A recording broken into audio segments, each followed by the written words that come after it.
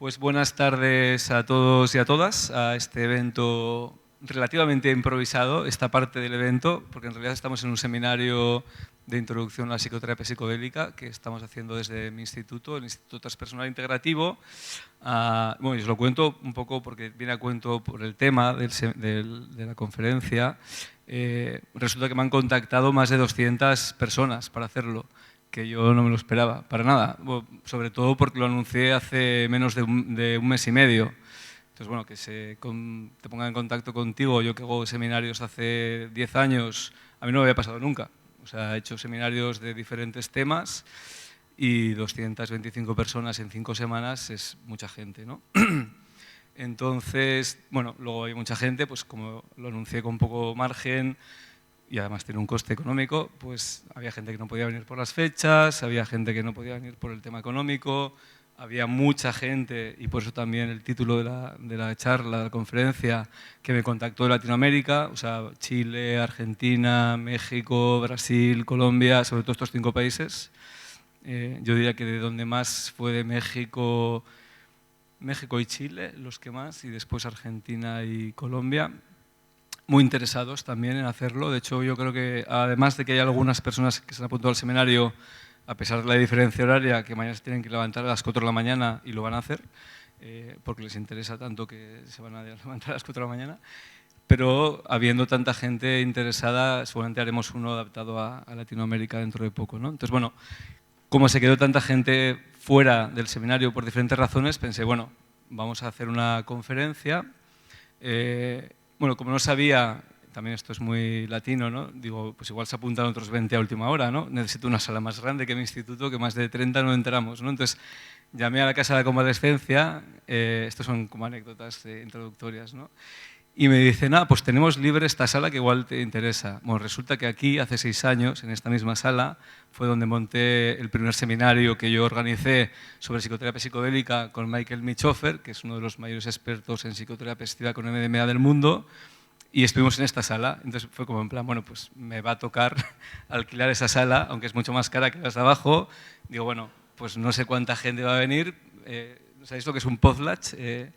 Bueno, total, digo, bueno, voy a invertir en esto, aunque salga caro, yo no sé cómo va a salir, al final ha salido bastante bien porque hay gente por Zoom, hay gente aquí, o sea que se va a pagar sola la sala al final, pero digo, tengo que hacerlo aquí porque es que fue el seminario que organicé por primera vez este tema y a los 2 meses organizamos otro con Bill Richards, que es otro especialista en este tema, sobre psicoterapia asistida con psilocibina, que de hecho es quien ha formado a los equipos de, lo que luego os contará Víctor, de la psicoterapia asistida con psilocibina para la depresión. Y nada, y lo he montado esto en 3 días. O sea, lo anuncié el martes o el miércoles, creo que lo anuncié, y el flyer, de hecho, me lo acabaron de hacer ayer, y aún así ya veis que se ha llenado esto, y hay un montón de gente por Zoom. Lo cuento un poco porque tiene que ver con el tema del seminario, que al final a lo que voy es que esto se está convirtiendo en algo mainstream. O sea, ha pasado del underground directamente, porque básicamente hace 30 años quien se dedicaba a esto estaba en el underground, porque era ilegal, a ver un renacimiento desde hace 20 años, a ver un boom. O sea, un boom, quiero decir, exponencial, ¿no? O sea, pues como pasó con el mindfulness hace 10 años, o como está pasando con el CBD ahora, o como puede pasar con cualquier cosa que se pone de moda, en el fondo. O sea, se está convirtiendo en parte en una moda. Hoy en día hay documentales en Netflix sobre psicodélicos y psicoterapia psicodélica.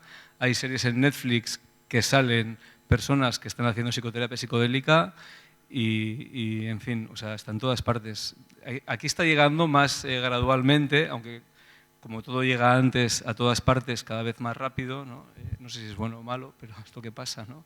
La globalización, pues ahora con plataformas como Netflix ya no hace falta que sea nadie que decida vamos a hacerlo en España, es que ya lo están haciendo y llega a todas partes, ¿no?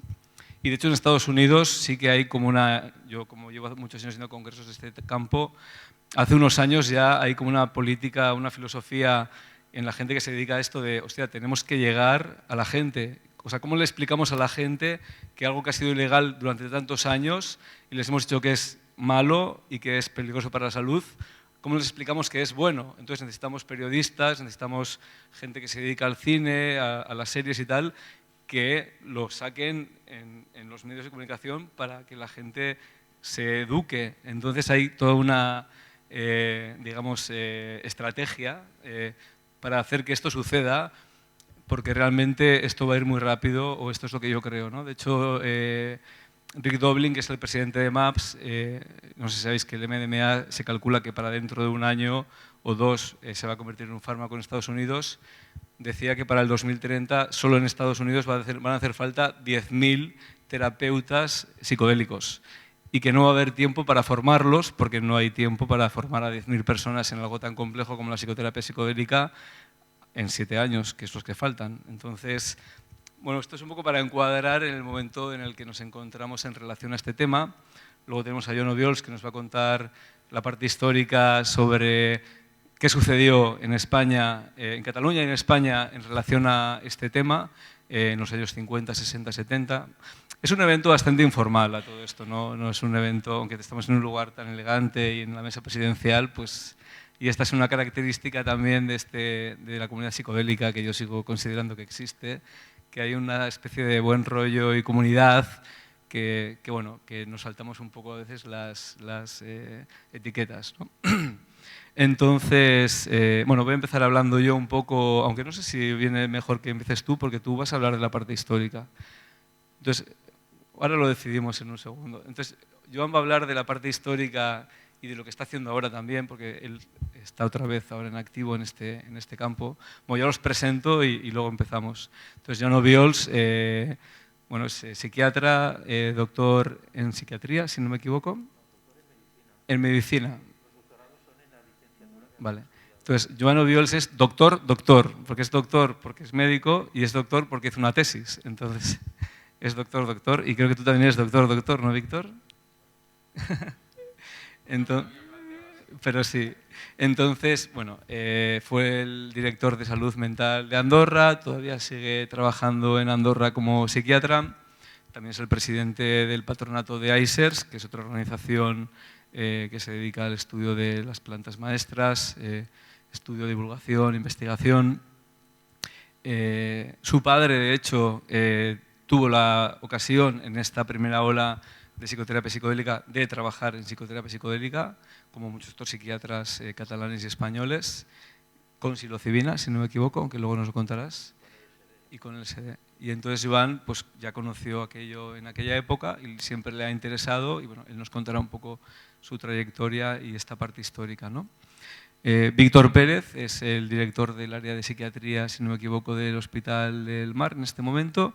También estuviste como psiquiatra en el Hospital de Sant Pau, aunque no recuerdo qué cargo tenías cuando trabajabas aquí. ¿Pero eras el director o no? En aquel momento no. Vale. Entonces, y él, no sé cómo llegó a esto, nos lo contará, seguramente nos lo explicará brevemente o no tan brevemente. Y ha tenido la suerte y el interés de participar en el primer estudio, aunque ha habido 2 paralelos de psilocibina, psicoterapia asistida con psilocibina para el tratamiento de la depresión resistente al tratamiento, en un estudio piloto, que era parte de un gran estudio que hace una organización que se llama COMPAS. Se hacía uno simultáneamente para la misma condición en el Hospital Sant Joan de Déu, que lo dirigía Óscar Álvarez, y aparte, bueno, a partir de conocernos, yo me enteré que también ha estado trabajando dando ketamina a pacientes con depresión, porque la ketamina es la única sustancia con perfil psicodélico que no es ilegal, o sea que es legal, porque de hecho la ketamina se usa como anestésico, etc. Entonces, pues también está haciendo este trabajo. Entonces, bueno, él nos compartirá su experiencia, digamos que él va a hablar del pasado, yo voy a hablar del un pasado más reciente, o sea, del revival. Si os parece bien, vamos en este orden, y después Víctor hablará de lo que está haciendo, que es el presente. Luego le preguntaré a los 2 ponentes y a mí mismo cómo vemos el futuro en este campo, y luego ya tendremos turno de preguntas y mesa redonda hasta que nos dé el tiempo. En principio nos tenemos que ir a las 9, no sé si nos dejarán un poco más de margen, vamos a ver. Entonces este es un poco el programa. Entonces, si te parece bien, Joan, empezar tú. Bé, bona nit a tothom. Bueno, lo primero es como decía Iker, esto es una sesión un tanto improvisada. Y entonces, ¿qué fue ayer que me dijiste que tenía que hablar? ¿O? antes de ir. Bueno, cuando decidí hacerlo. Y bueno, pues sí. Bueno, como empezaba a decir, esto de ser el viejo del lugar, ¿no? Un poco me siento el abuelo de todos. Y pues sí, es un privilegio en parte no, pero aquí estoy y sí puedo contar recuerdos bastante antiguos, ¿no? Porque esto, bueno, alguna vez lo he explicado, ¿eh? Es una anécdota en realidad, no es que sea una cosa esencial ni importante, pero yo empecé la carrera de medicina en el glorioso año 68, que aquí como sois gente joven quizá lo habéis olvidado o nunca lo habéis sabido, pero fue un año muy movido, ¿eh? Fue un año revolucionario, hubo en las universidades aquí en España en general pues en fin, una lucha universitaria potente, con huelgas, con protestas, porque en otros sitios del mundo, esto empezó en Berlín, en la Universidad Libre de Berlín, en Berkeley también, en San Francisco, en París. Los franceses tienen una gran habilidad, ¿no?, para realzar lo suyo y dar importancia. Se habla del mayo del 68 de París, pero bueno, en realidad fue universal casi, fue una movida muy fuerte en una revolución quizá un poco así de palabras, ¿no?, porque tampoco no acaba de pasar nada grave, pero bueno, que replanteó muchas cosas, ¿no?, en aquel momento. Y en todo caso, claro, empezar la universidad en el año 68, pues bueno, te marca bastante, ¿no? Y además, bueno, yo como alumno primerizo tenía 17 años y mi padre estaba metido en el departamento de psiquiatría y me dijo, bueno, pásate por aquí también, como entonces alumno interno, y tuve ocasión de participar en los estudios que estaban haciendo con psilocibina en aquel momento, o sea, en el año 68 en Barcelona, en la cátedra de psiquiatría, que era un poco el lugar más académico y más, no sé, donde se hacía la psiquiatría más avanzada, se supone, pues estaban trabajando con LSD y con psilocibina. Pensad que el LSD lo había comercializado la Casa Sandoz, el laboratorio donde Hoffman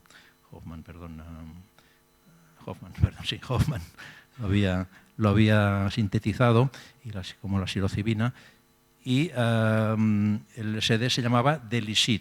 Aquí quizá no tengo tiempo ahora de embarcarme en divagaciones sobre el nombre, que son muy interesantes, porque Delisid, si tuviera aquí una pizarra o algún sitio donde escribirlo, podríamos analizar por qué se llamó Delisid. Los nombres de los fármacos no son casuales, o sea, normalmente hay un think tank, ¿no?, toda una serie de tíos muy expertos en la cuestión que se pasan días y semanas pues, para inventarse el nombre adecuado para el medicamento. Y Delisid pues tiene sus secretillos que, ya digo, quizá en otra ocasión se podrá comentar más a fondo. En todo caso, el Delisid no es que se vendiera en las farmacias, pero estaba al alcance de los psiquiatras, de los médicos interesados, como tratamiento pues, que se estaba propugnando ya desde los años 50, y también la psilocibina, que se llamaba, creo que indocina o un nombre así. O sea que eran fármacos que habían salido al mercado hasta cierto punto, no podías ir con una receta a la farmacia a buscarlos, pero estaban al alcance de los psiquiatras interesados. Y entonces en España, bueno, en toda Europa y en Estados Unidos, en fin, en todo el mundo occidental, se estaba usando el LSD, la psilocibina, como tratamiento. No sabían muy bien de qué, estaban justamente experimentando. Dicen, bueno, a ver para qué sirve esto, ¿no? Porque, claro, eran conscientes de que inducían un estado modificado de conciencia con una serie de particularidades y pensaron, bueno, esto puede servir para muchas cosas. De entrada, como el mismo Hoffman dijo, y esto también había insistido el doctor Sarro, el profesor Sarro es el patriarca, ahora ya murió hace años, patriarca de la psiquiatría catalana, en buena parte, con el patriarca de toda una saga de psiquiatras Sarro, que son muchos actualmente. Y Sarro se interesó mucho por los alucinógenos y, de hecho, participó en el año 56, creo que fue, o 55, en un simposio muy famoso que hubo en San Luis, creo que era, sobre el LSD, donde estaba desde Aldous Huxley, no sé si Hoffman también estaba, y Sarro participó en este simposium y volvió entusiasmado. El hombre pues hizo como un panegírico del LSD, de todas las posibilidades que permitía. y decía pues, que para el psiquiatra en formación era pues, una forma de aprender lo que es realmente la enfermedad mental y por tanto propugnaba que los psiquiatras en su formación y psicólogos, pues, en fin, la gente interesada en el campo de salud mental, pues tomaran LSD, psilocibina, lo que fuera, para ver un poco de qué iba pues, todo esto, ¿no? Bueno, esto lo digo porque bueno, Hoffman también siempre propugnó que en la formación de los psiquiatras y psicólogos pues era útil pues el consumo de estas sustancias. Y total que volvió pues le dieron la casa Sandoz le dio 1 gramo de LSD en una pastilla, ¿no? Una cosa un poco inimaginable, ¿no? Porque 1 gramo son miles de dosis, ¿no? De LSD. Y cuando volvió aquí el departamento le dijeron, hombre, pero por favor, hombre, ¿dónde va con 1 gramo en el bolsillo del LSD? Y dijeron, no, vamos a hacerlo bien y vamos a convertir este gramo en LSD líquido. Y en el departamento de psiquiatría, en el clínico, pues durante muchos años había unos armarios en el despacho del jefe del departamento lleno de capsulitas de LSD de la Casa Sandoz, en fin, de lo mejor, 50 gamas por cápsula, sí. Y bueno, esto dio juego durante bastante tiempo. Y el caso es que cuando empecé, volviendo al principio, ¿no? En el 68, me encuentro que estaban trabajando con psilocibina y me encargaron como alumno internillo, que era nada, lo más tirado del departamento. Bueno, tú cada mañana le das a esta señora que tiene una depresión, le das a esta pastilla que era psilocibina, ¿no? Yo, claro, en aquel momento la verdad es que no me enteraba de nada y bueno, pues iba cumpliendo con mi deber de dar la pastilla de psilocibina y preguntarle a la señora qué tal, cómo se nota. La verdad es que eran dosis muy flojas, porque la señora me decía, no noto nada, o sea, no hubo manera de sacarla de la depresión en aquel momento con las dosis que se usaban. Y claro, esto fue el primer trimestre del año 68 y cuando hubo las vacaciones de Navidad, volví, era el 69 ya, enero del 69, me dijeron, no, mira, este experimento se ha acabado, ya no se va a hacer y, en fin, lo dejamos correr. Claro, empezó ya la prohibición que sabéis que en los años, final de los 60, 70, pues ya se consumó esta elaboración de esta aberración científica que es la lista 1 de estupefacientes, ¿no? Donde están los alucinógenos y diciendo que, bueno, que no tienen uso médico, que es falso, que son adictivos, que también es falso, en fin, se dijo una serie de barbaridades que han perdurado hasta ahora y bueno, todavía existe esta lista de sustancias prohibidas y supuestamente tan negativas. Bien, todo esto, pues lógicamente se está revisando con los años y la cosa pues va a acabar, en fin, de una forma muy distinta, esperemos en breve, ¿no? Cuando ya hay pues en fase 3 los estudios de MAPS sobre MDMA, cuando hay pues en la psilocibina también están estudios muy avanzados, no sé si fase 3 ya también, pero posiblemente en Londres, en Estados Unidos, en muchos sitios. Y la cosa, pues, por fin parece que cambiará. O sea, que mi anécdota así de estudiante primerizo que estaba dando psilocibina, al cabo de muchos años, muchísimos, ¿no? Pues más de 50 años, me encuentro ya, bueno, un poquito al final de mi carrera como psiquiatra, porque la verdad tampoco no sé si me queda mucho por recorrer, pero volviendo a usar psilocibina de una forma, bueno, no sé si legal o alegal o como se quiera llamar, y embarcándome ahora en usar ketamina también, que luego pues ya comentaré un poquito.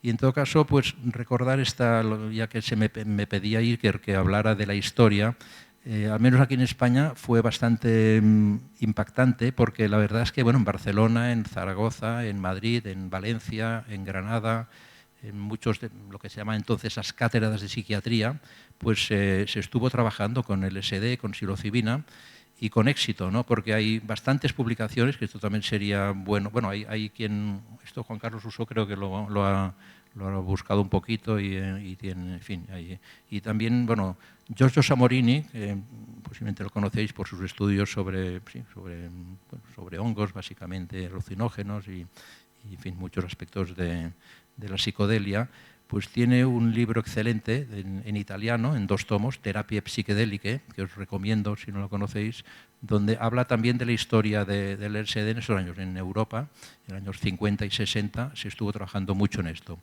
Y en España, pues ya digo, hay publicaciones que valdría la pena recuperar, publicaciones que hoy en día pues no pasarían por por estos criterios tan estrictos que hay hoy en día para publicar, ¿no? Pues un trabajo tiene que ser pues doble ciego, tiene que ser, en fin, tiene que tener una serie de características que en aquel momento pues no las tenían. Entonces daban LSD de una forma quizá y psilocibina un tanto salvaje casi, ¿no?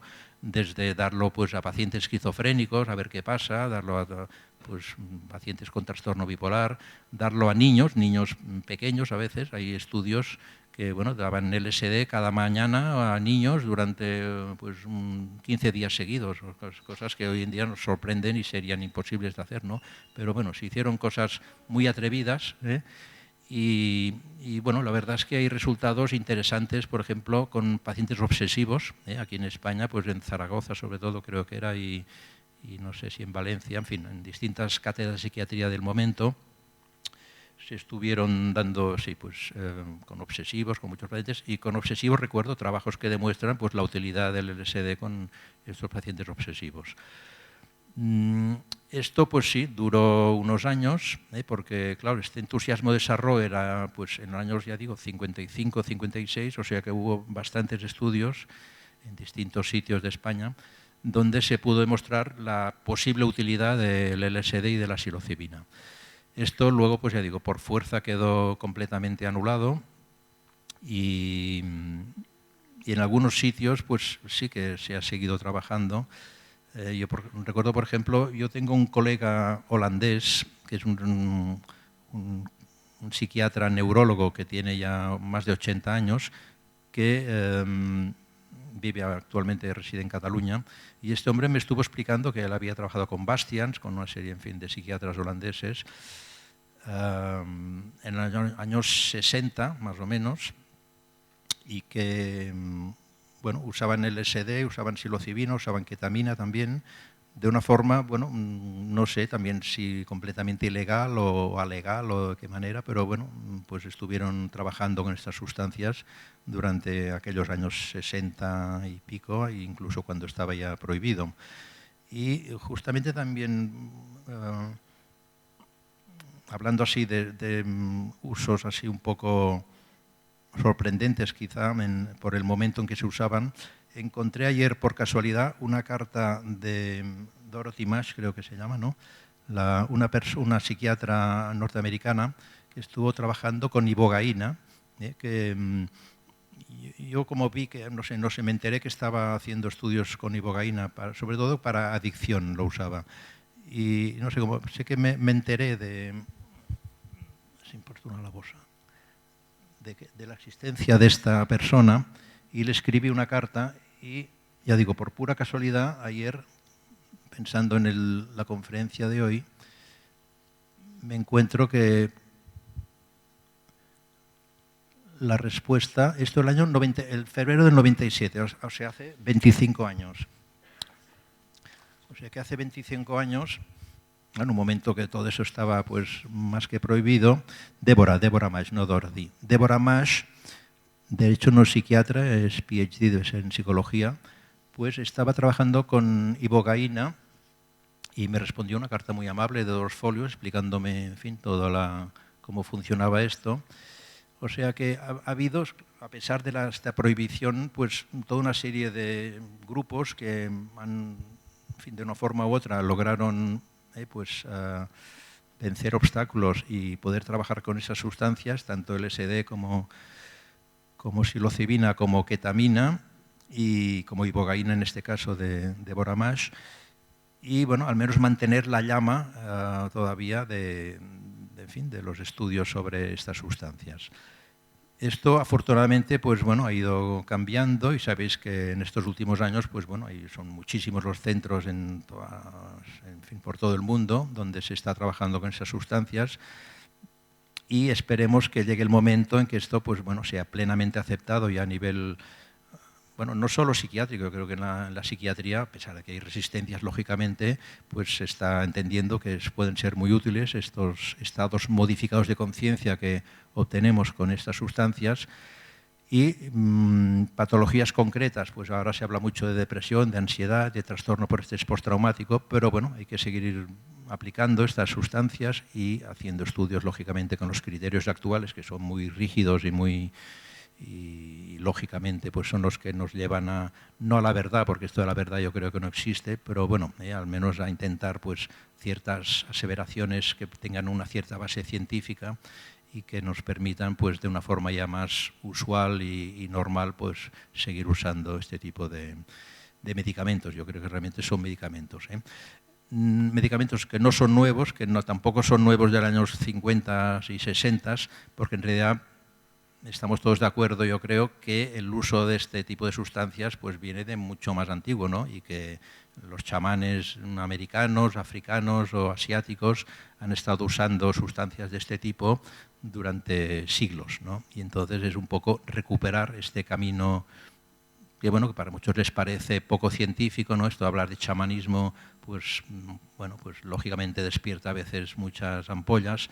Yo recuerdo hace bastantes años me invitaron a dar una charla en la Facultad de Medicina, un grupo de estudiantes, no los profesores, pero los estudiantes sí, sobre chamanismo y medicina, ¿no? Entonces fue interesante, bueno, pues ver que los estudiantes también entendían que los médicos, pues bueno, son un poco compañeros, ¿no? de los chamanes hasta cierto punto, y que el uso de estas sustancias, por tanto, nos une porque es reemprender de una forma, que, si queréis, más científica, pero el uso de sustancias que hace, pues ya digo, siglos que se vienen usando. En este sentido también aprovecho para recordar la figura del psiquiatra mexicano Salvador Roquet, porque este hombre, aparte de psiquiatra, pues era un auténtico etnólogo, antropólogo, y anduvo por todo México buscando pues, los pueblos indígenas que mantenían el uso de sustancias de este tipo, y empezó a usarlas también de una forma, bueno, muy atrevida, muy heterodoxa, también hay que decirlo, porque Roquet, pues, bueno, hacía unas mezclas increíbles, ¿no? De pues, la ribia corimbosa, ¿no? Que es una planta que tiene pues, unos alcaloides que son parecidos al LSD, los honguitos mágicos de México que tienen psilocibina.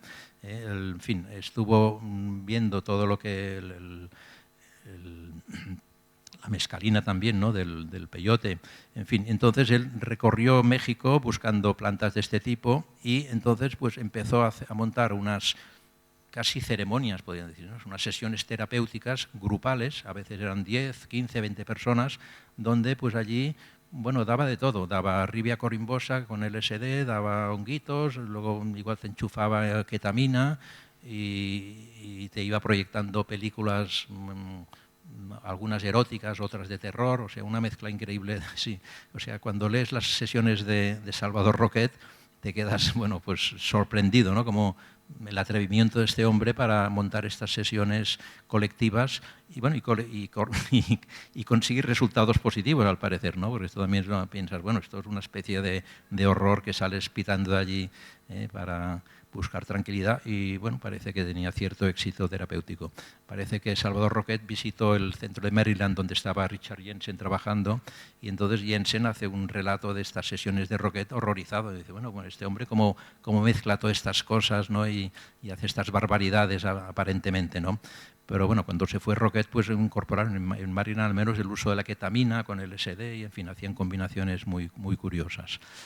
Bueno, yo creo que hay mucho que hablar en todos estos aspectos de todo el mundo, cosas que se han hecho sorprendentes y ahora estamos en una fase, bueno, pues en fin, yo creo muy esperanzadora, que me sabe mal no ser más joven para poderlo vivir más a fondo, porque creo que me quedan pocos años de carrera para hacer grandes cosas, pero bueno, lo poco que me quede pienso utilizarlo. Ahora mismo pues, acabo de empezar con un grupo de colegas interesados en esta cuestión, también el uso de la ketamina como tratamiento básicamente de la depresión, pero bueno, posiblemente habrá otros usos y bueno, creo que tampoco somos los únicos, por aquí hay gente que también anda metida en eso, que no sé si luego querrán explicarnos un poquito. Y en todo caso, animaros también. Antes oía que Iker decía, bueno, aquí harán falta muchos terapeutas, pues bueno, aquí hay todo un grapat, ¿no? Un puñado de terapeutas posibles, ¿no? En potencia y animaros a seguir trabajando. Me imagino que muchos de vosotros y vosotras estáis metidos ya un poco en este campo, pues animaros a profundizar y a ver qué sale todo esto.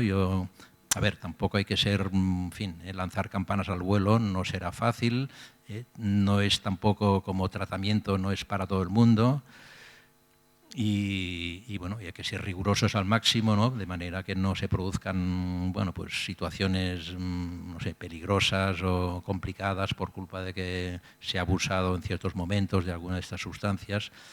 Pero bueno, estemos preparados lo mejor posible, y este tipo de actos como el de hoy, el seminario que va a dar Iker todo el fin de semana, pues creo que son, en fin, son piedras que tenemos que ir poniendo, tenemos que ir levantando pues una construcción, yo creo, pues bueno, moderna, rigurosa, y a la vez pues siempre pues teniendo en cuenta este pasado ya de los chamanes, de todo el trabajo que se ha hecho durante tantos siglos, y que nosotros somos pues simples continuadores de un camino que lleva trazado desde mucho tiempo atrás. Y quizá me paro aquí, ¿no?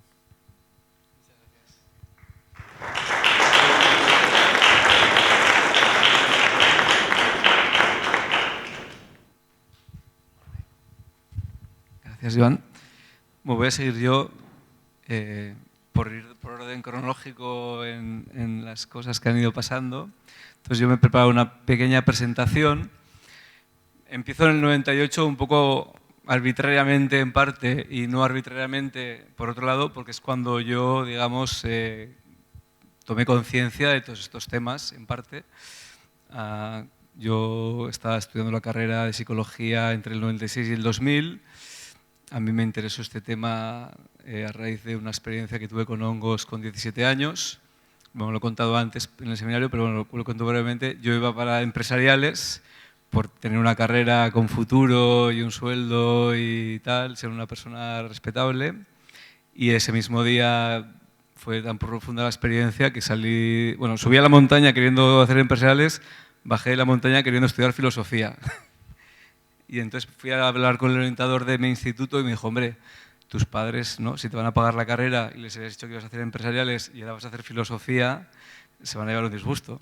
Me dijo, bueno, ¿por qué no les dices que vas a hacer psicología, que está un poco en medio, porque puedes hacer psicología industrial y trabajar de psicólogo en las empresas y también puedes ganar dinero y tal? Bueno, total, que estudié psicología, pero no estudié psicología industrial, afortunadamente. Entonces, bueno, pues un poco cuando estudié la carrera de psicología, pues de esto no nos hablaban, evidentemente. Y si nos hablaban de psicodélicos era para decirnos que eran peligrosos. Si nos hablaban de cannabis, nos hablaban de psicosis canábica, y de los demás, si nos hablaban, también era para decirnos que podías acabar desarrollando o despertando una enfermedad mental oculta, especialmente la psicosis, ¿no?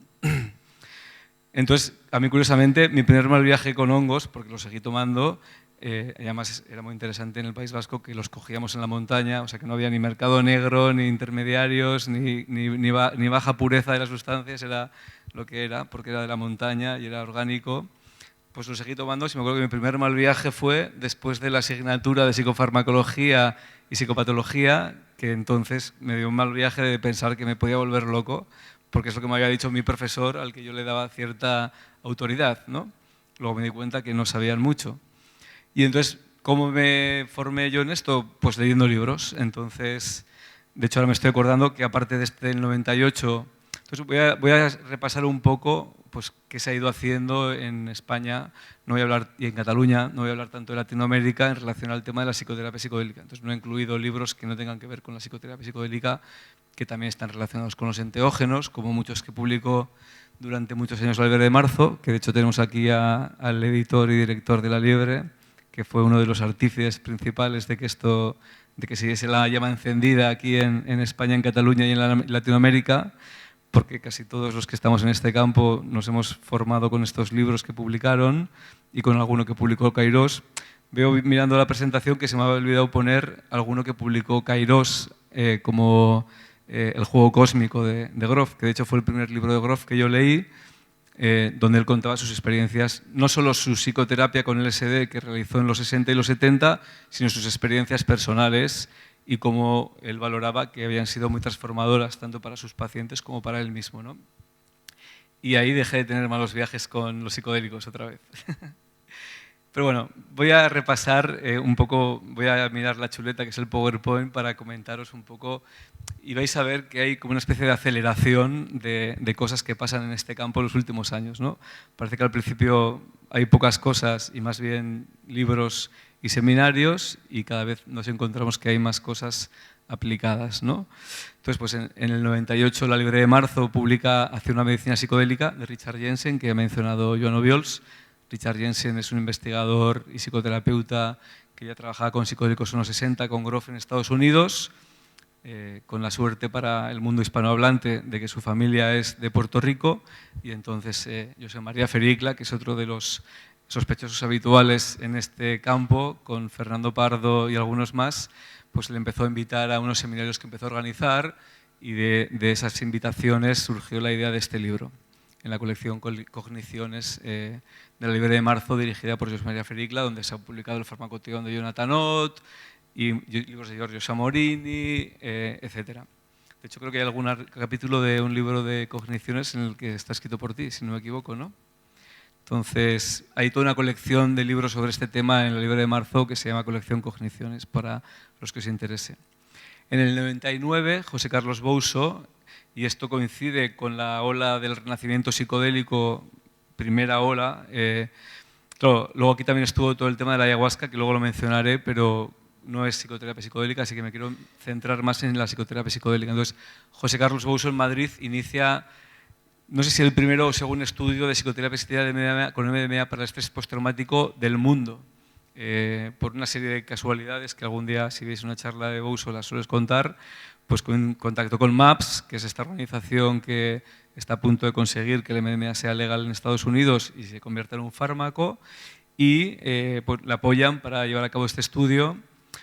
Y aquí también un poco os cuento la anécdota para que veáis los tiempos oscuros de los que se estaba saliendo. Bueno, Obiols acabó contando la prohibición duró casi 30 años, a finales de los 90 se retoman los estudios. Pues al Bouso le pasó que por dar una entrevista en un periódico le interrumpieron su estudio, no sé si fue la Comunidad de Madrid o el gobierno directamente, de una manera bastante, pues en mi libro lo cuenta. Bueno, por cierto, tengo este libro sobre psicoterapia psicodélica, por si os interesa. Entonces, pues él cuenta cómo directamente, bueno, todas las personas que le apoyaron le dejaron de apoyar, no todas, la mayoría, y una persona vinculada al hospital donde suministraba el MDMA le dijo: mira, entre que tú sigas haciendo el estudio y que yo pierda el trabajo, prefiero que tú dejes de hacer el estudio. Entonces, un poco para que veáis cómo estaba el panorama pues hace menos de 20 años, porque esto fue en el 2003, ¿no? O sea, que realmente un hospital que hiciera esto se sentía amenazado por la mala prensa, ¿no? Ahora estamos hablando de que hay documentales en Netflix que hablan de los estudios, ¿no?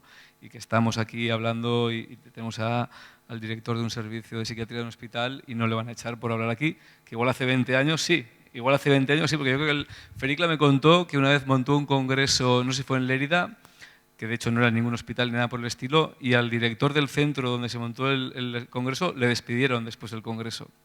Entonces, bueno, cuento anécdotas para que veáis, o sea, era como la edad media de muchas cosas, pero de los psicodélicos en particular, ¿no? Entonces, otro actor, como os decía, muy importante en todo este renacimiento psicodélico en Cataluña ha sido José María Fericla, y él empezó a impartir, igual me equivoco en alguna fecha, de hecho quería haber hecho un par de llamadas para contrastar fechas, pero no me ha dado tiempo. Entonces, José María Fericla comenzó a impartir el seminario Estados expandidos de conciencia de desarrollo personal y psicoterapia en el 99 aproximadamente, igual fue un año antes, que eran 2 fines de semana intensivos, teóricos, en los que pues impartía una materia parecida a la que yo voy a impartir este fin de semana, con los conocimientos de aquel momento, ¿no?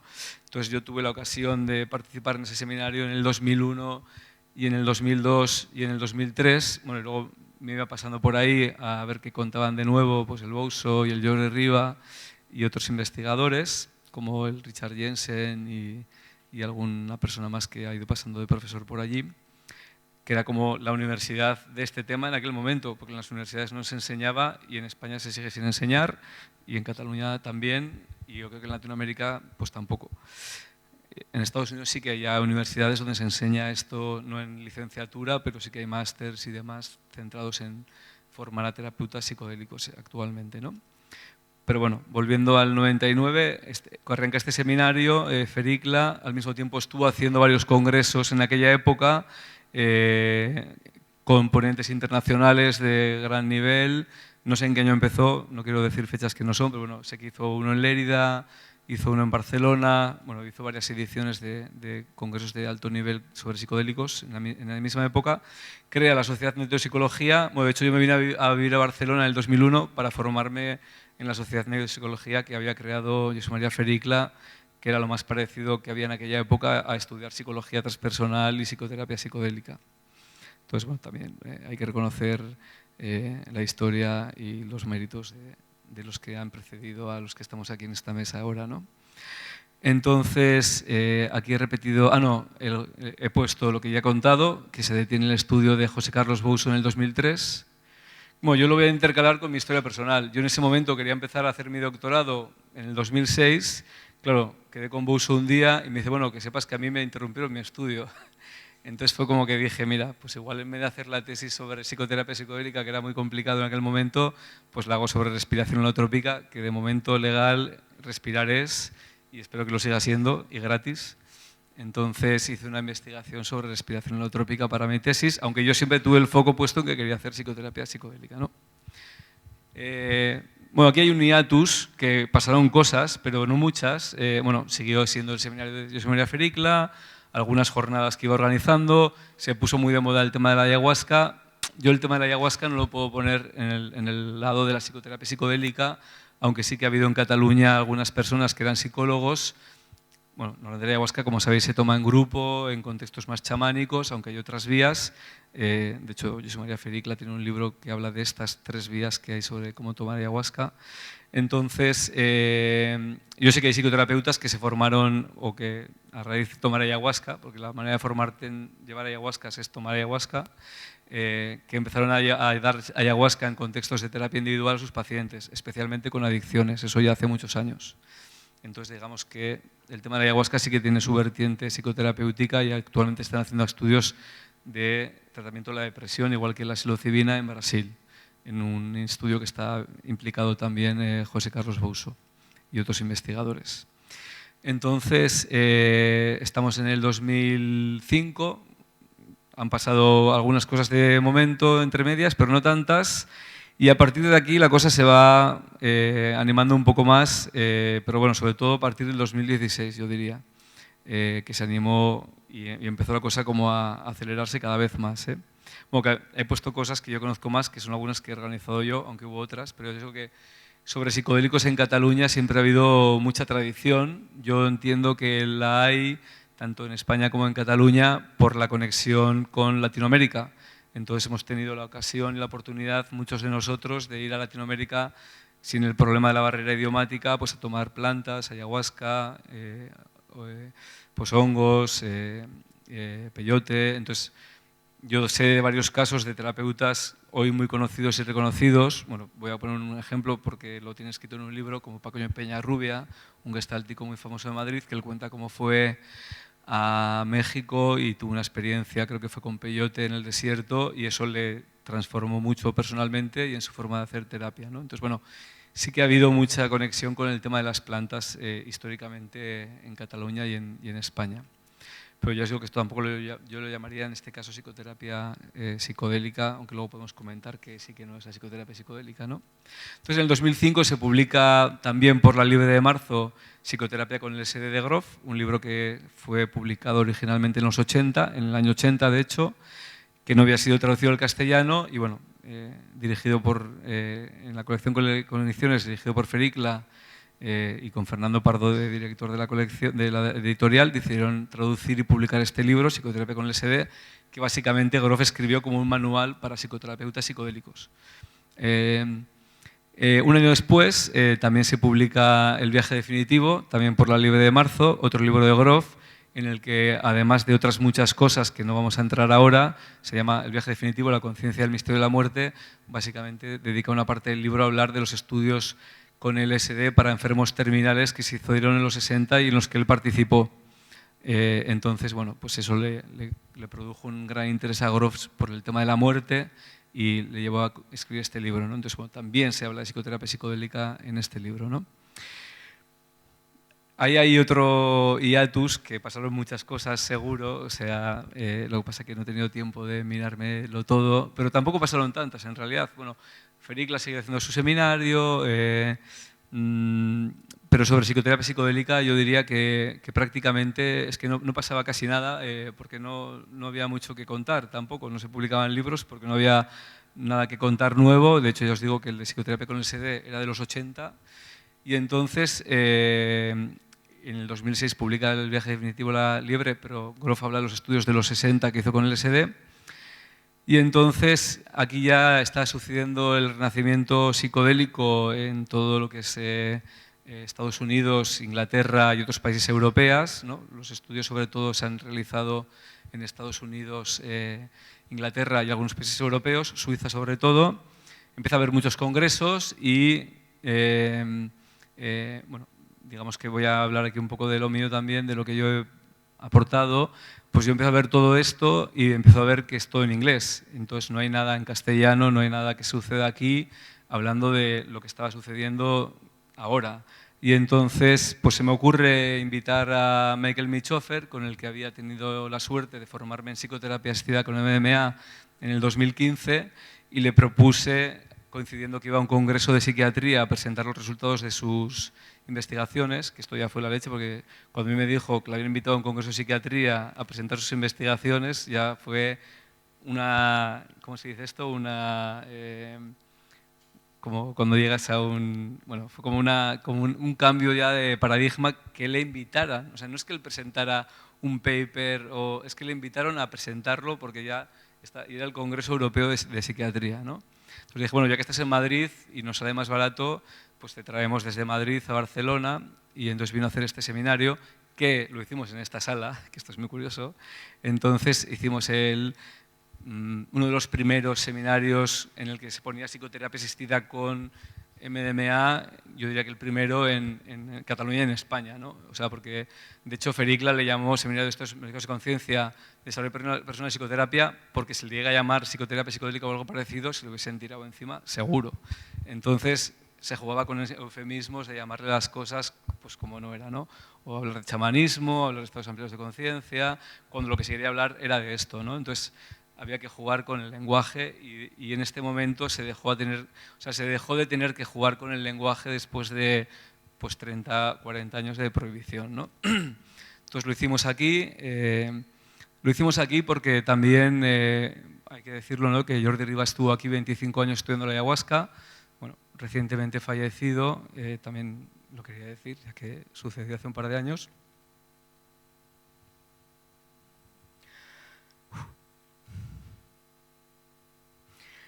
Y entonces ese mismo año hicimos otro seminario de psicoterapia asistida con psicodélicos.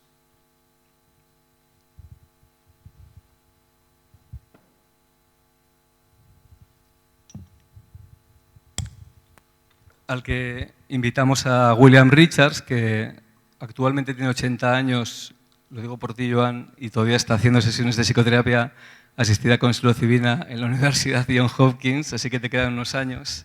Y Grof todavía estaba en activo haciendo holotrópicas con 87, o sea que te quedan años.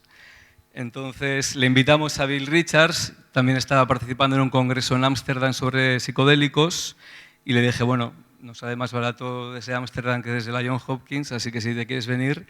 Me voy a contar una anécdota breve. A los dos les dije, ¿qué preferís? ¿Que os reserve un hotel o que os quedéis en mi casa? Y los dos me dijeron, of course, Iker, we want to stay in your house. O sea, por favor, nos vamos a quedar en tu casa.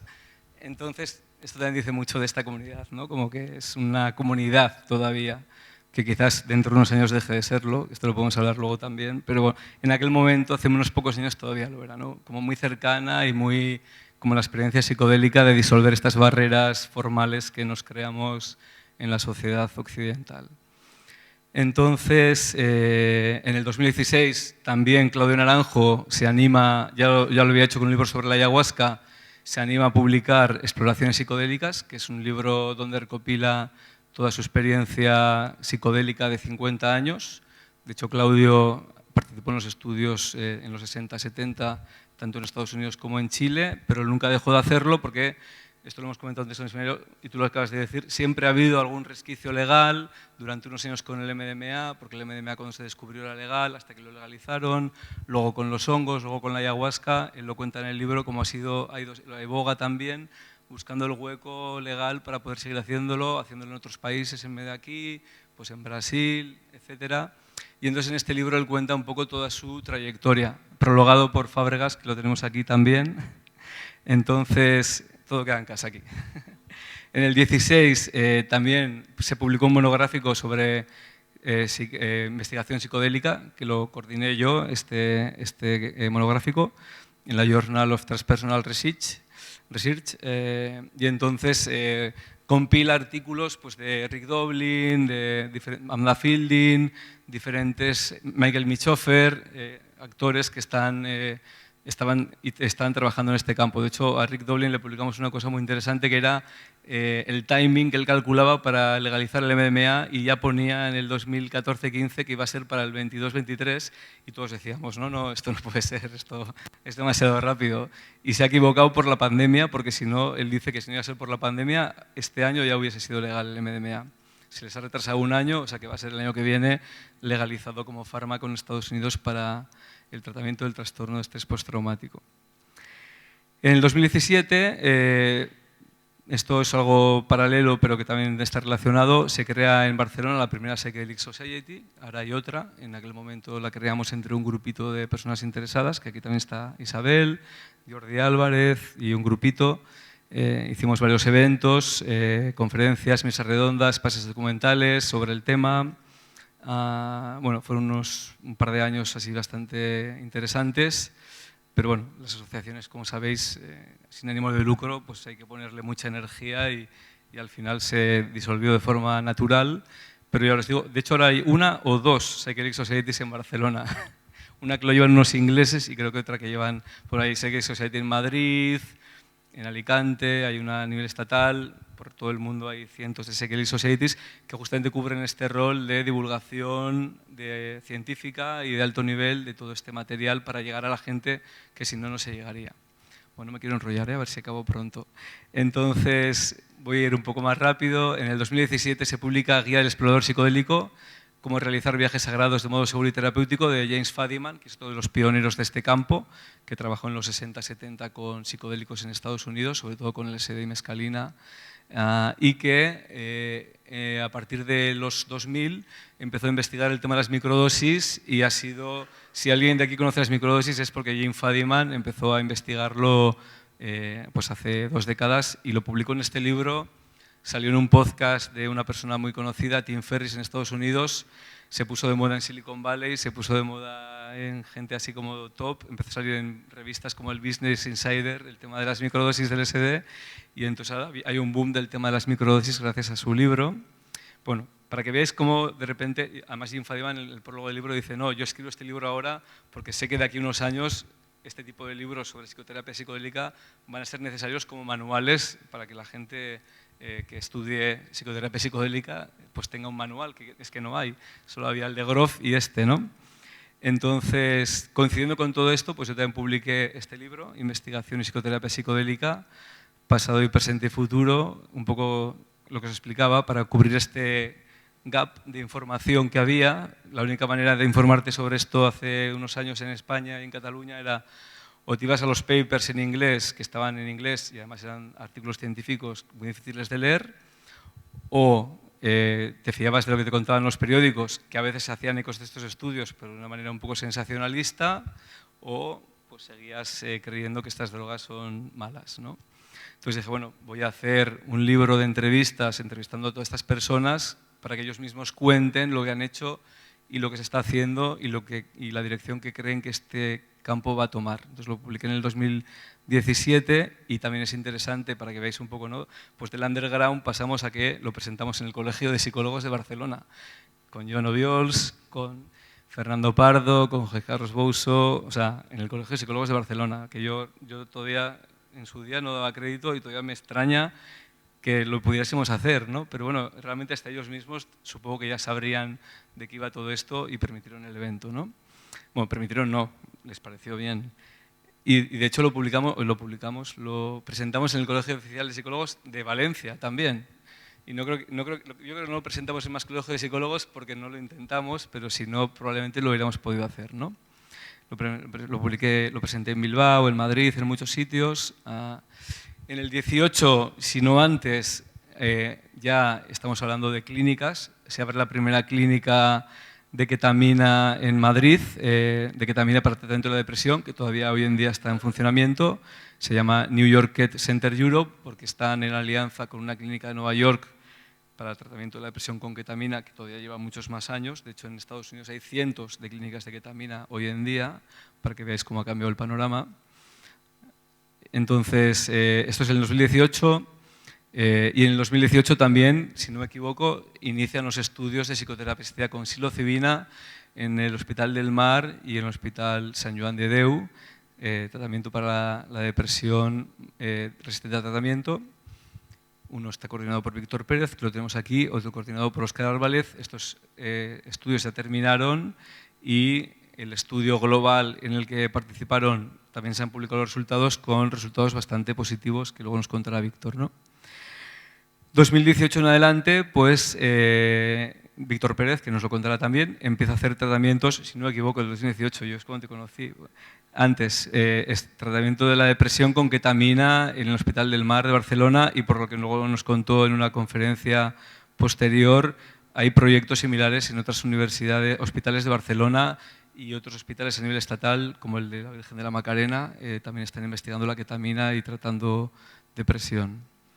Bueno, esto, los 5 minutos de publicidad que se dice, pero está relacionado con el tema. Inauguro mi instituto, el Instituto Transpersonal Integrativo, pero bueno, que viene a cuento porque mi instituto ha sido creado con dos objetivos. Bueno, está creado con el objetivo de formar, divulgar y ofrecer terapia que tenga que ver con el estado expandidos de conciencia en general en un contexto seguro, o sea, formar a personas para que lo hagan y ofrecerlo nosotros, tanto psicoterapia individual como grupos, actividades grupales, en este momento respiración holotrópica, porque lo otro no se puede hacer de momento, aunque ya le voy a decir a los que tienen clínicas de ketamina qué papeles hay que rellenar para rellenarlos yo también.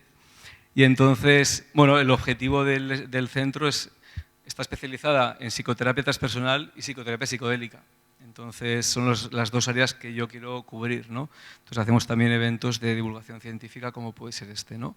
Hemos hecho pases documentales y hemos hecho varias cosas. Bueno, aquí dejo la letra pequeña a propósito, como para que veáis la aceleración de los últimos años, ¿no? Pues en el 18 se publica Cómo cambiar tu mente, lo que la nueva ciencia de la psicodelia nos enseña sobre la conciencia, la muerte y la adicción, la depresión y la trascendencia, de Michael Pollan.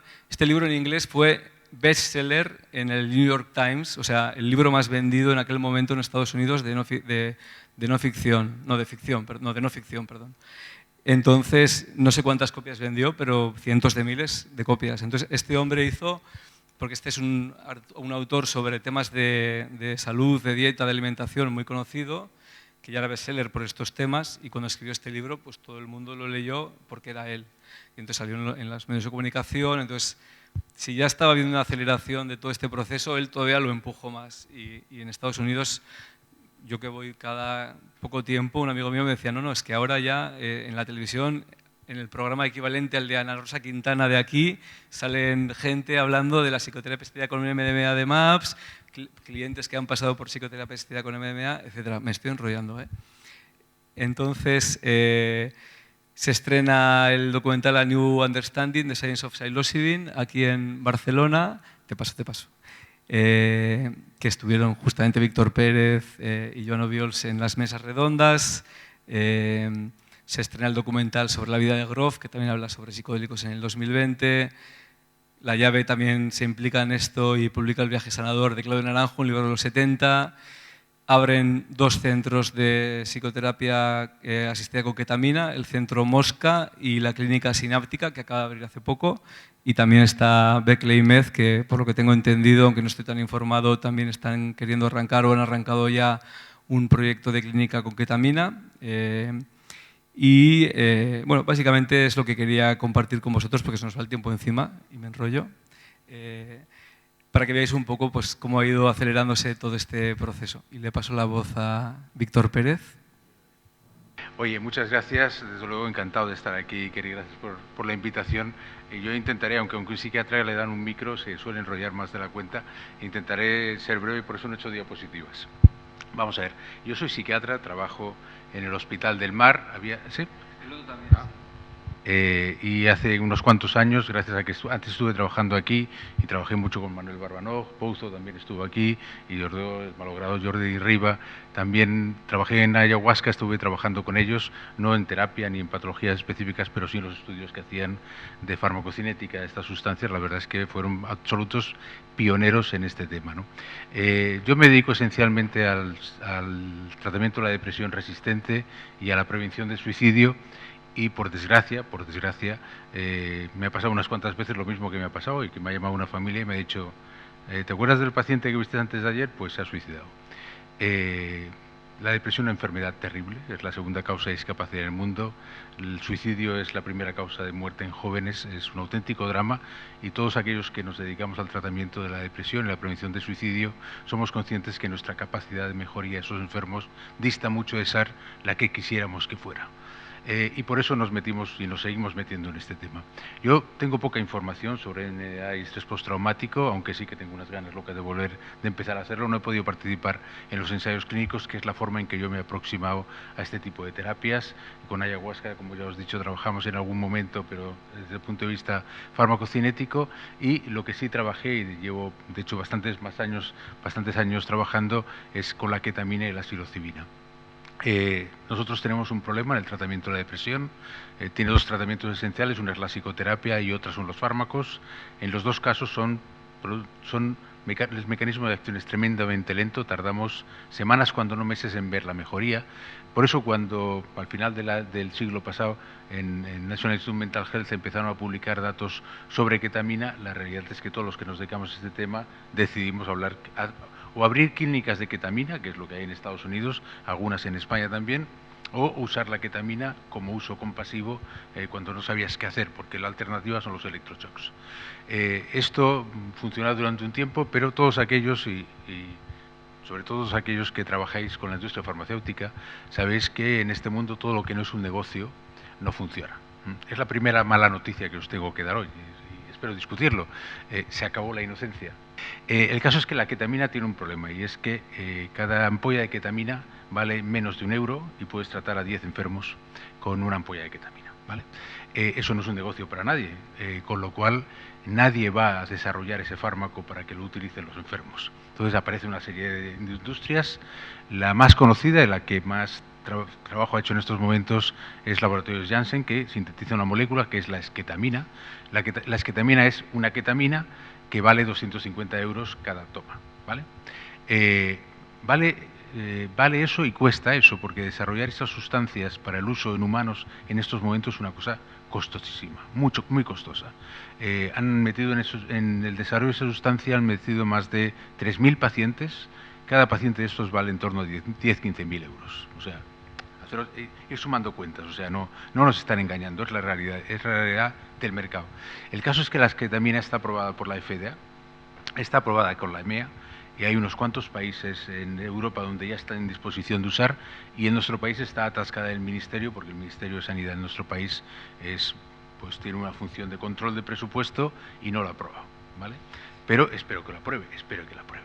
Cuando hablas de la esketamina, hablas de una sustancia que está desarrollada como fármaco y no ha tenido en el desarrollo para nada algo que a mí me parece esencial, que es todos los aspectos psicoterapéuticos y de psicoterapia apoyada. La esketamina no hay una psicoterapia que apoye, como el MDA o como la psilocibina, no la hay.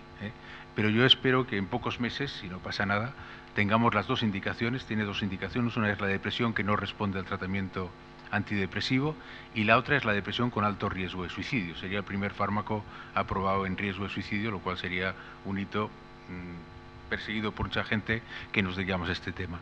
La otra experiencia que tengo, y para ser breve, es con la psilocibina. La realidad es que yo había leído bastante, gracias a gente como Iker, sobre el tema, porque me parecía siempre un tema apasionante, y hace 2 años, pues pude tener la oportunidad, 4 años ya, como pasa el tiempo, pude tener la oportunidad de participar en un ensayo clínico.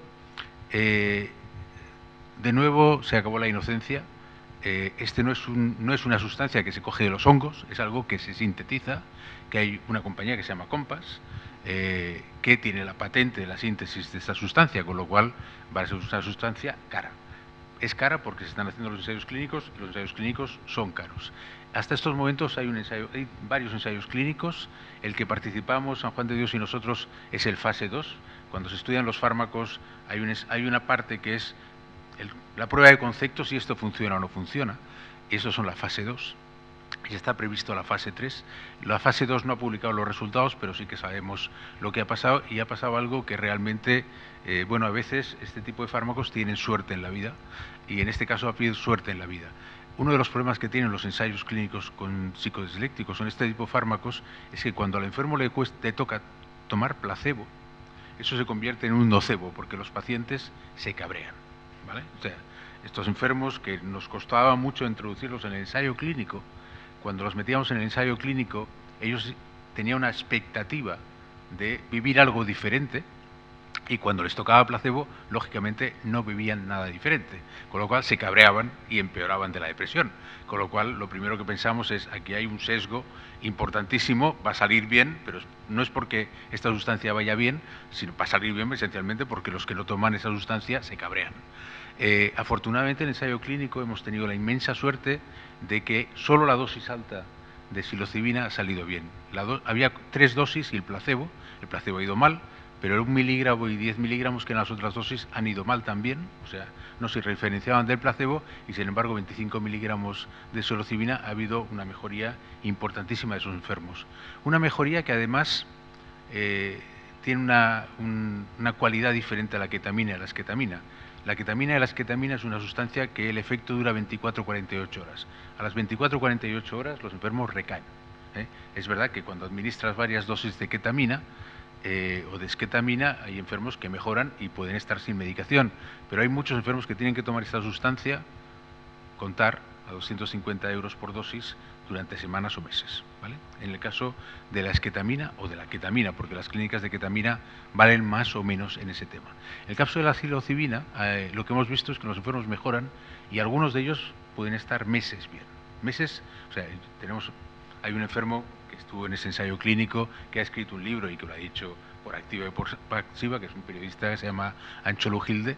Este hombre, después de años de estar mal con la depresión, se vino de Galicia aquí a hacer el protocolo de psilocibina y estuvo 9 meses fantástico después de tomar. Además es un enfermo que lo explica en el libro, y explica algo que a mí me parece espectacular. Cuando la gente que diseñó estos estudios tienen una serie de terapeutas muy bien formados, con unas exigencias tremendas, y no solo hace eso, sino que al enfermo lo preparas para recibir la psilocibina, y lo preparas con un vídeo, que es un vídeo que no me lo han dejado hacer público, porque supongo que lo tienen que utilizar ellos, y porque tiene una función más importante de lo que parece, que es que induce al enfermo a la experiencia que va a tener después. Es un vídeo que el enfermo va por un río, en una canoa, acompañado del terapeuta, y le van diciendo que tendrá frío, que tendrá calor, que oirá voces, que no sé qué.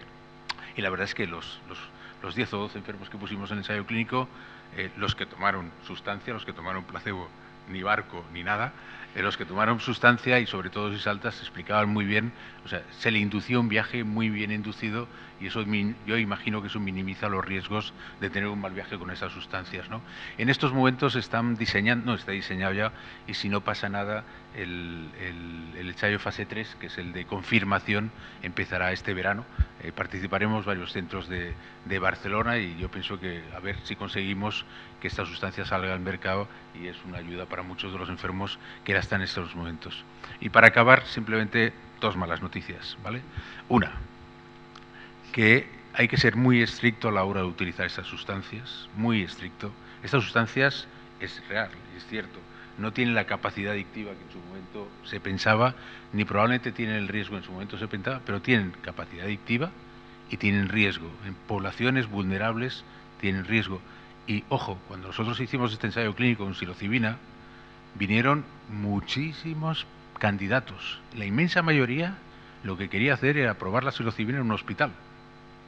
Y incluso tuvimos ofertas de gente importante de que querían probar la psilocibina en un hospital, querían hacerlo en un sitio oficial. Entonces, son poblaciones de riesgo, muchos de ellos con otro tipo de enfermedades mentales, que el uso de este tipo de sustancias puede tener riesgo, con lo cual hay que llevar mucho cuidado. Y la segunda, que ya os lo he dicho 2 veces, pero no va a haber una 2 sin 3, es que la comunidad de usuarios de psicodislécticos es muy atractiva, es muy romántica, pero eso se acabó. O sea, el futuro no es eso. El futuro es una industria farmacéutica que tiene un lícito derecho a tener beneficios y que va a usar estos fármacos como un fármaco más para tener beneficios. La ketamina es una sustancia que se utiliza en las clínicas de ketamina. En Estados Unidos hay cientos, si no miles, de clínicas de ketamina. Cobran $500 cada administración de ketamina, ¿vale? Eso es un negocio de tal envergadura que ha hecho que la esketamina que está en Estados Unidos no haya triunfado, porque los psiquiatras prefieren poner ketamina, que con una ampolla pues tratan a 10 enfermos, con la otra pues no tienen tanto beneficio. En España está pasando lo mismo, hay clínicas de ketamina que son necesarias porque en los hospitales públicos tenemos muchos problemas para administrarlo, pero no deja de ser un negocio. La psilocibina va a ser un negocio lícito en un laboratorio que realmente ha hecho un esfuerzo tremendo para síntesis y desarrollo. Y es más, el NMDA no tiene el modelo de negocio de los fármacos, pero tiene el modelo de negocio de la formación. Y lo caro realmente es la formación y la formación de terapeutas, ¿no? Con lo cual, yo lo dejaría aquí porque así tenemos tiempo para hacer preguntas, pero espero haberos provocado suficientemente como para que haya preguntas.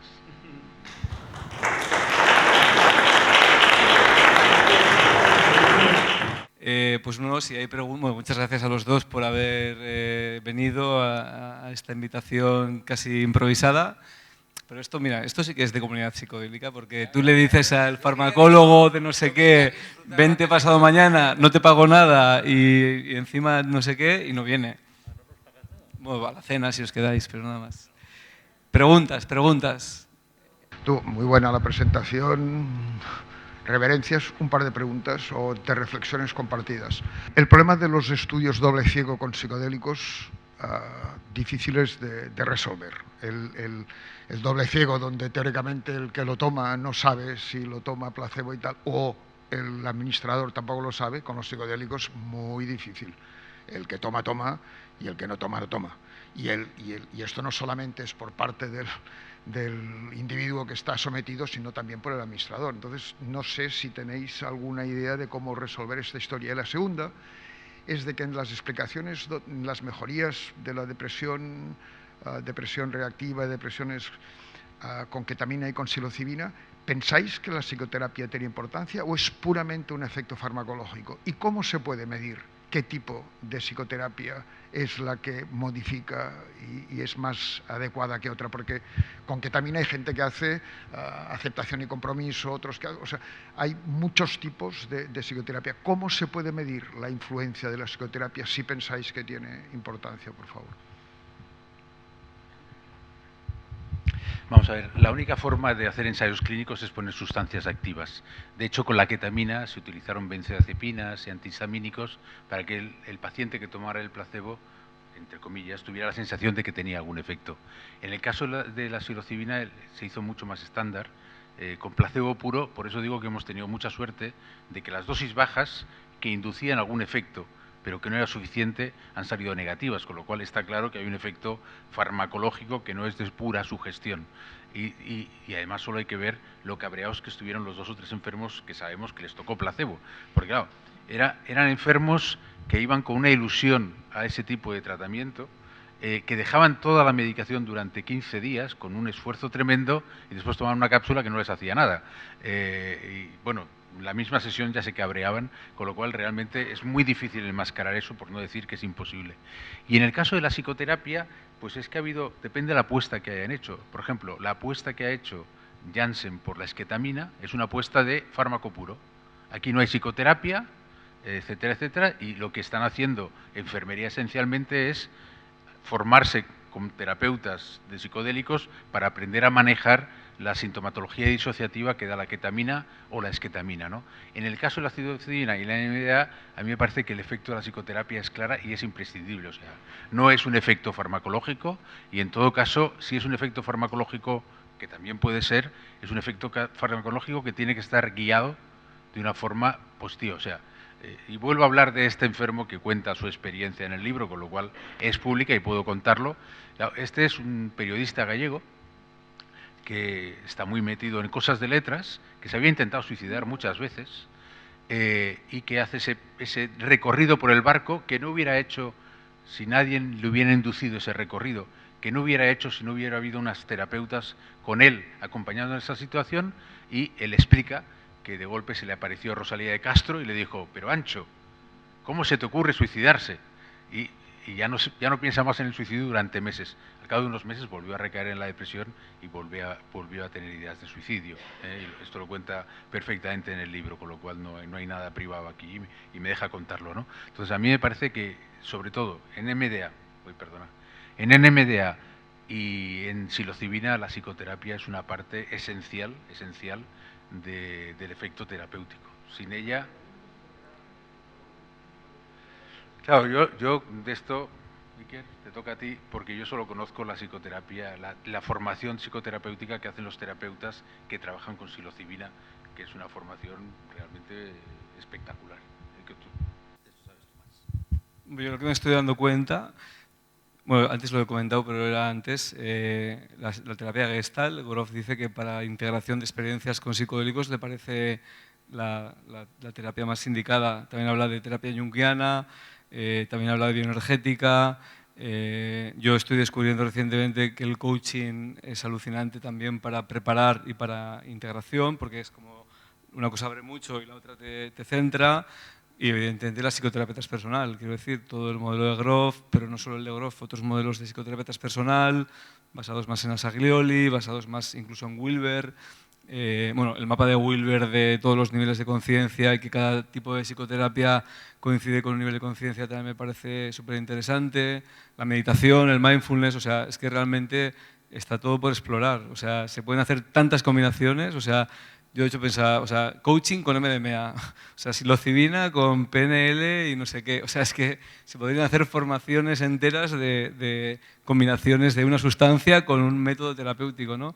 Lo que dices tú de acceptance and, ¿cómo es? Aceptación y compromiso, ¿no? Pues, pero es que en realidad, pero es que bueno, en los 60 hacían psicoanálisis con LSD, psicoanálisis con psilocibina, hacían hipnosis con LSD, hacían LSD en grupo, terapia de grupo con LSD, o sea, es que ya se han hecho muchas cosas en los 60 que habría que, como decía antes Obiols, recuperar, ¿no? Lo que, o sea, lo del trastorno obsesivo compulsivo con psilocibina se está haciendo otra vez. Y de hecho el problema es que no tenían financiación para hacer un estudio grande con un trastorno obsesivo compulsivo, que creo que ahora el Moreno lo ha conseguido con este Renacimiento. O sea, hay tantas cosas por investigar que, bueno, un poco como lo que he dicho antes, o sea, el Riedel dice que no va a dar tiempo a formar bien a los suficientes terapeutas que van a hacer falta de aquí a 10 años. Pues con esto es lo mismo, no va a dar tiempo a explorar todas las líneas de formación y de psicoterapia que se podrían explorar. O sea... Y si es importante la psicoterapia, ¿cómo pensáis que podremos investigar cuál es la combinación correcta? Porque si realmente tiene importancia... Bueno, la pregunta la repito porque creo que desde casa, desde el Zoom no se oía. No, dice que cómo podemos saber cuál es la combinación correcta. Yo lo que te estoy planteando es que hay infinidad de opciones. O sea, cuando se hizo un estudio sobre qué psicoterapia funcionaba, el estudio concluyó que no era la línea de psicoterapia, era el psicoterapeuta. Entonces, un psicoterapeuta bien formado, da igual qué herramientas tenga en su caja de herramientas, igual que un buen fontanero o un buen informático. O sea, te va a arreglar el ordenador de una manera o de otra, o te va a arreglar las tuberías, y eso es igual. O sea, entonces, yo lo que digo, además, yo por eso le llamo transpersonal integrativo a mi instituto, porque la cosa es de cuantas más herramientas tengas en tu caja, o sea, cuantas más... Yo me he formado en Gestalt, me he formado en coaching, me he formado... y todavía me siento que me faltan cosas, pero cuantas más herramientas tengo, más cosas siento que puedo arreglar. Porque esto lo decía, no sé quién era, me parece que era el Bateson, decía, si solo tienes un martillo, vas a ver clavos. Y si te viene una bombilla y solo tienes un martillo, te la vas a cargar. O sea, entonces, cuantas más herramientas tengas, es decir, habrá quien le vaya bien el coaching, como habrá quien le vaya bien la holotrópica, como habrá quien le vaya bien la psilocibina, como habrá quien le vaya bien la meditación. O sea, yo a mi terapia me llega gente yo hago respiración holotrópica que son 3 horas con un antifaz y hay gente que me llega a terapia y le digo, bueno, cierra los ojos 1 minuto y no aguanta, o le digo 3 minutos, no aguanta, y digo, bueno, ¿cómo le voy a mandar a una respiración holotrópica que tiene que estar con un antifaz 3 horas si no aguanto 1 minuto los ojos cerrados? Entonces, la cosa es esta, ¿no? O sea, saber quién tienes delante, saber para qué está preparado, entre comillas, y qué herramientas de las que uno tiene son las más adecuadas. Entonces, cuantas más herramientas tengas, mejor. Igual que un psiquiatra, cuantos más fármacos tengas, mejor, ¿no? Que si le dieras a todo el mundo antipsicóticos o antidepresivos, pues si le das a, yo qué sé, a un maníaco, le das un antidepresivo, pues no sirve para nada, ¿no? O si le das un gelocatil a uno que tiene un brote psicótico, pues tampoco. Y esto yo creo que es un poco igual. Entonces, pero yo creo que las combinaciones son, no voy a decirte infinitas, pero o sea, sistémica, constelaciones, o sea, todo se puede en algún momento con alguna persona llegar a aplicar y tener buenos resultados. La cosa es luego cuando esto se empaquete comercialmente por las farmacéuticas, probablemente va a pasar como con las universidades, que vas a estudiar psicología y te enseñan cognitivo-conductual. Y si encima les preguntas si no hay más cosas, te dicen que no, porque no están científicamente probadas, cuando incluso hay algunas que sí y tampoco te las explican. Entonces, igual pasa que en vez de más amplitud de libertad de tal, vamos a menos. Pero esto ya es otra cosa que tiene que ver con el capitalismo y con la sociedad occidental y no con las posibilidades reales que se abren con todo esto.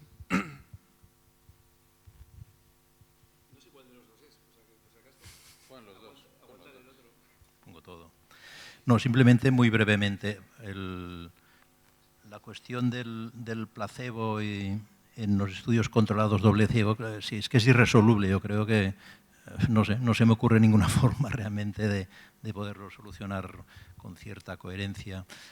Simplemente el recordar el famoso estudio de Viernes Santo, ¿no?, de Pankey y William Richards, de años finales de los 50, creo que era, ¿no? Psilocibina, con estudiantes de teología, usaron como placebo niacina, o sea, vitamina B. Y bueno, como eran estudiantes de teología, supongo nadie se quejó, y los que lo pasaron, tuvieron psilocibina, bueno, pues sabéis que alcanzaron estados místicos que al cabo de 30, 40 años pues todavía lo recordaban con mucho impacto. Y en cuestión de psicoterapia, mira, me permito leeros alguna frase, luego os diré de quién son. Dice, el psicoterapeuta, sin embargo, no debe solo comprender al paciente, es igualmente importante que se comprenda a sí mismo. Dice, el punto decisivo es que como hombre me enfrento a otro hombre. El análisis es un diálogo en el cual participan dos interlocutores. Naturalmente, un médico debe conocer los denominados métodos, pero debe evitar el anquilosarse en lo rutinario. Las premisas teóricas solo deben aplicarse con mucho cuidado. Frente al individuo no hay más para mí que la comprensión individual. No se trata, dice, de aplicar un método, sino de, bueno, un poquito conocerse a sí mismo y experiencia. La terapéutica en cada caso distinta. Si un médico me dice que sigue estrictamente tal o cual método, dudo del efecto terapéutico. Yo lo digo, esto lo dijo Carl Gustav Jung hace muchos años, y en fin, como psicoterapeuta yo creo que es un hombre indiscutible. Y bueno, es una reflexión porque yo creo que sí, que hay que hacer psicoterapia, o sea, con ketamina, con MDMA, con psilocibina, pero no sé exactamente realmente lo que no puedo aconsejar nada, no sé. Me he estado mirando el manual de Yale, ahora que ha salido últimamente, para un estudio sobre psilocibina. ¿Alguna pregunta más? No tenemos mucho tiempo porque están diciéndonos de la casa que tenemos que acabar. Una última pregunta y nos vamos todos. ¿Podemos seguir en el hall fuera o donde nos dejen o en la puerta de fuera? A mí me gustaría preguntar a los dos doctores si es que han probado la ketamina y si es así, ¿han tenido algún proceso de curación con la ketamina? A beneficiarse con la experiencia de haberla tomado. Esa es mi pregunta. Bueno, yo la ampliaría si han tomado ketamina o otro psicodélico. Ketamina. Bueno, sí, pero yo sé la respuesta igual parcialmente, así que por eso la amplío, por si hay más juego. Yo no he tomado nunca ketamina. Hay muchos enfermos que me dicen, ¿y usted cómo trata la depresión si no ha estado nunca deprimido? Pues digo, afortunadamente trato la depresión porque no he estado nunca deprimido, no creo que haga falta estar deprimido. No he probado ketamina, no he probado ningún otro psicodisléctico, entre otras porque me da mucho remedio, mucho respeto probarlos. Eso sí, he tenido enfermos que han hecho curaciones totales después de tomar ketamina y esketamina y psilocibina.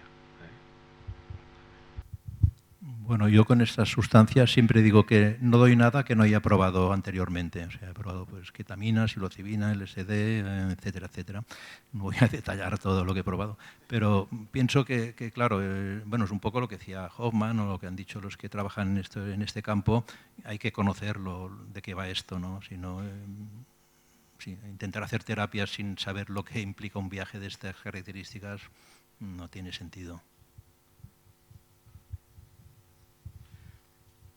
Bueno, pues muchas gracias por la asistencia. Me sabe mal, bueno, también tienen compromisos familiares algunos de los ponentes y nos echan, o sea, porque es un hospital y bueno, nos tenemos que, sí, cierran a las 9, ya han sido amables de dejarnos un ratito más. Hay algunas preguntas que se han quedado sin responder en el chat del Zoom, pero no tenemos tiempo, me sabe mal también por esta parte.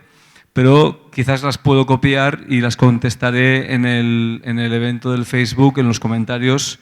Como hay 3 o 4 preguntas solo, pues ya las contestaré para que no os quedéis sin respuesta. Y nada, pues muchas gracias por vuestra asistencia y hasta mañana los que vais a venir al seminario y hasta la próxima oportunidad a El Resto.